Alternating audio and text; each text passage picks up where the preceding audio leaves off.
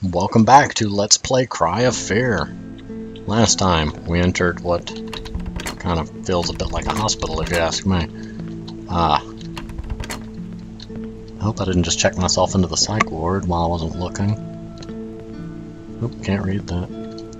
Again, I forgot about this from earlier. I really like the, it's hard to see, there's a very, let me gather my thoughts. Also, that painting up there is pretty. I would assume it to be a post-processing effect that's adding a slightly grainy filter, but it really adds a lot to the atmosphere. Online area. What's that area? This place is clearly safe, so I should just run around it crazily like a happy fox and not expect anything to happen. Oh, those classrooms.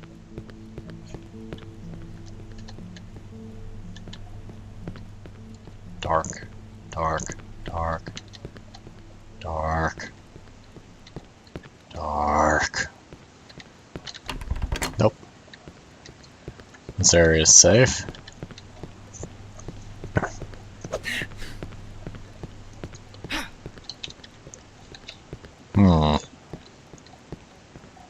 Okay, well that's somewhat disturbing. The world outside is clearly a void.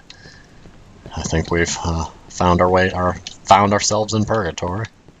We are clearly in the void. Okay, I can go through that door, and I seem to have put down my weapons for a second. That may have just been a loading thing.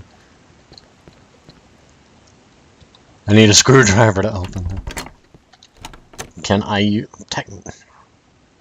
Depending on the type of screw, I could use the knife as a screwdriver, but I'm doubting that is within what the game wants me to do.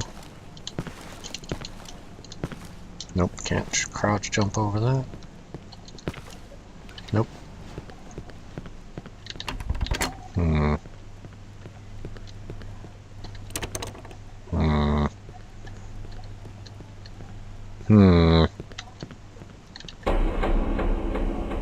Another hoodie. Because why not? I'm gonna try all the doors down here that I walked past. Ah! A little bit of a blood splatter on that wall. Or just a red spot. Hard to tell. Oh, let's not do that again. I just remembered last time when I tried to jump over cars and almost got myself killed. Well, did get myself killed. Because the game calculates fall damage as a factor of how long since you jumped, and if you get hung on a piece of terrain and then dislodged and then hit the ground, the game sees you as having fallen a very long distance. And fall damage hurts. And I don't have the resources to keep healing myself from random fox brain moments.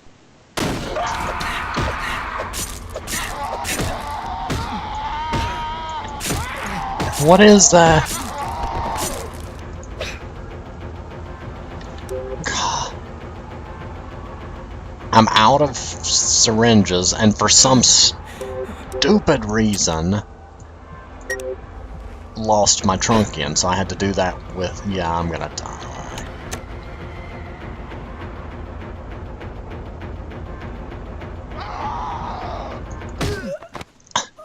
Again!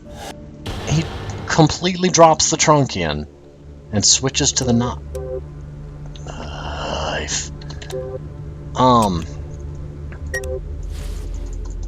I'm not quite sure what happened. I set it up to this, and suddenly he switches to the knife.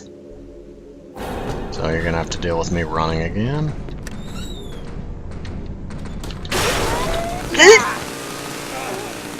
I'm gonna be honest, one thing that I find problematic in games is the fact that you run slower backwards. Realistically speaking, this is wonderful, but I want to watch the thing that's chasing me. I kept getting caught in amnesia by the shadow because I kept wanting to watch it while it pursued me.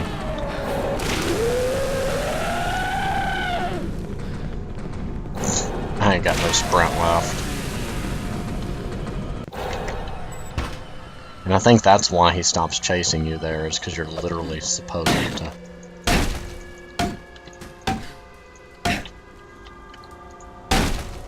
And honestly, dual wield. Let's do this method.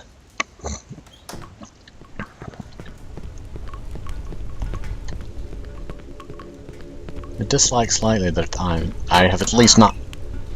I forgot there was an enemy back there that I just ran past. Oh, crud. I just realized how far back that put me. I thought I was a lot closer to that hospital.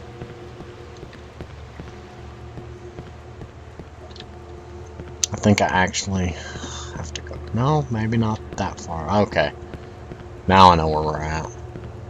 Let's go this way since I didn't get to do that last time.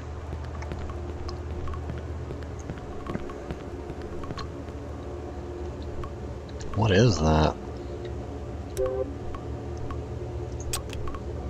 How do you know? It is actually called a sniper rifle. Is that a sawed-off shotgun?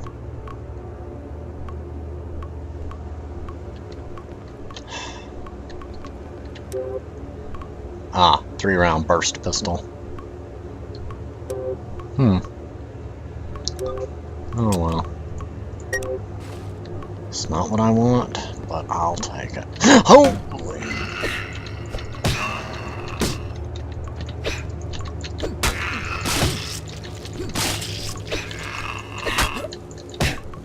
Will you die already? Sheesh. Oh look, he's actually limping.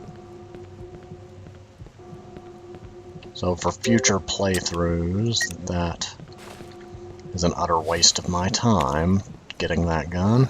I'm sure it'll become useful later.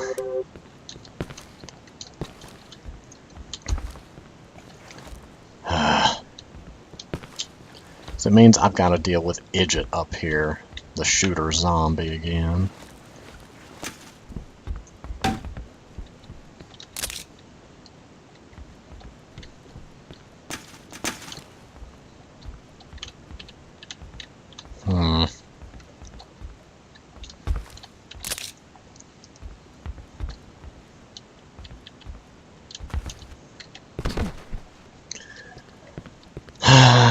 This area is going to be a pain. I'm sure there was a save point in that hospital somewhere.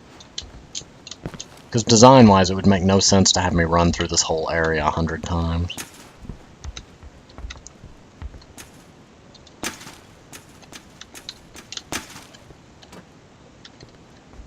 Also because I really dislike this little platforming segment here. And would much enjoy not having to do it every time I fail.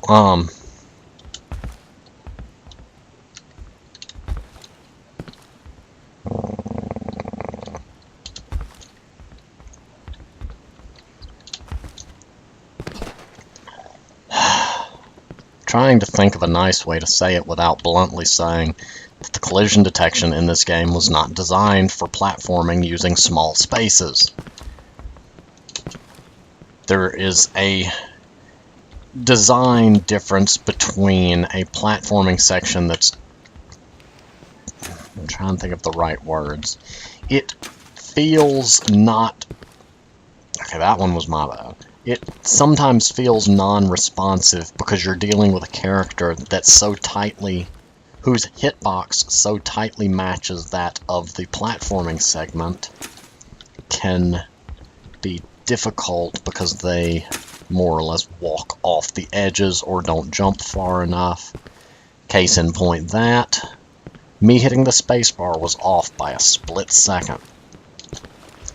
Every game has a different timing though for such, but since this is not a platforming game, it ends up being one segment that's just somewhat annoying because of suddenly being platformy.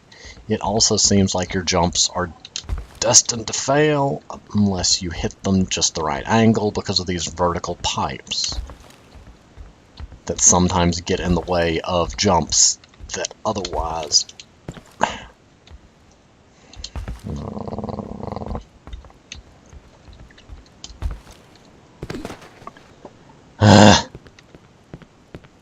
I'm trying to not complain, but design-wise, this segment was badly implemented. It's difficult to design these things, though, so I'm not, I'm not complaining at the designer. One thing that would have made this segment a little nicer would have been to use 3 boards. And to make sure these frickin' vertical pipes have tighter hitboxes. I'm catching on objects that shouldn't even be brushing my shoulders.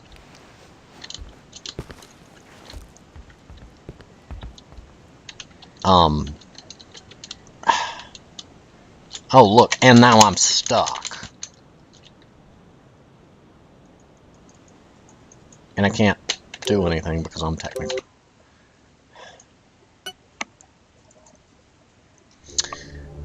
If it wasn't obvious, I got stuck in the terrain, more or less, between those two sections.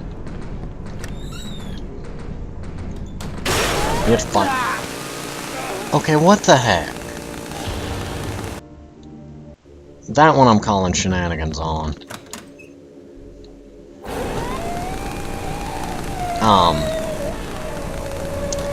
If by chance I had gotten loose from between those 2 pieces of terrain, the amount of time I was hung there would have made for more than a fatal fall.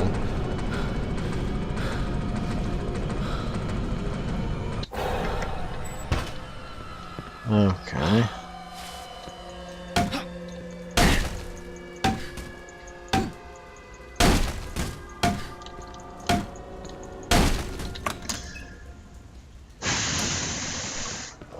Okay.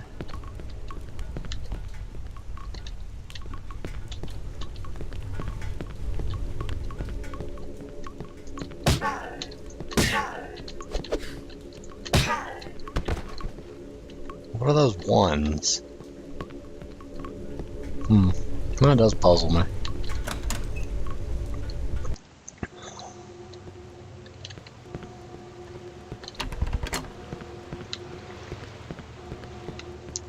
I'm also kind of trying to carefully look around. I'm hoping to find some sort of save point that I've walked past. But yeah, the vertical pipes and the scaffolding are visually, they're very nice looking. Procedurally, or not procedurally, I don't know what word to use there.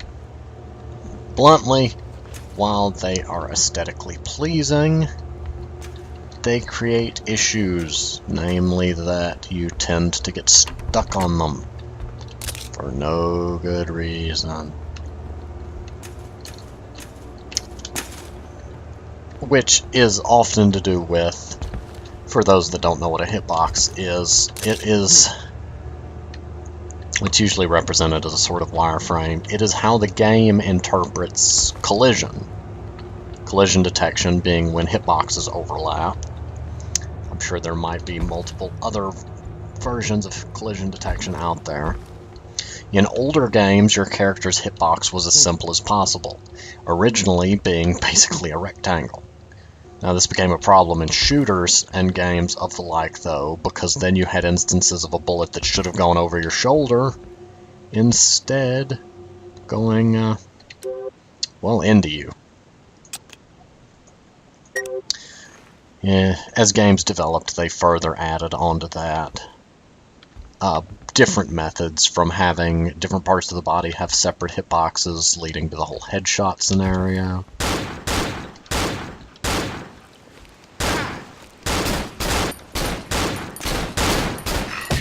Will you frickin' shot it? It wouldn't be so bad if you actually dropped something useful other than bullets. It's made worse by the fact that I have no syringes left.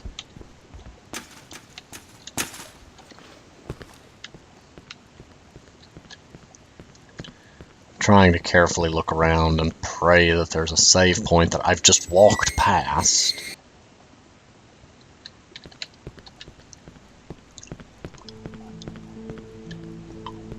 I'm sure there has to be one. Can't go that way.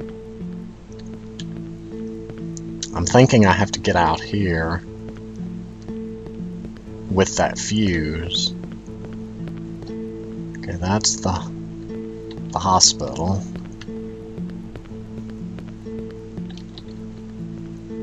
A mailbox. Aha!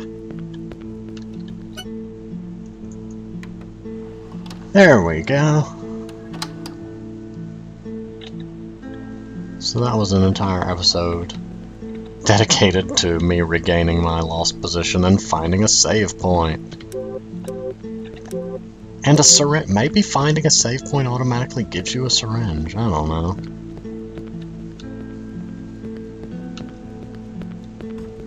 If so, that's a very nice mechanic.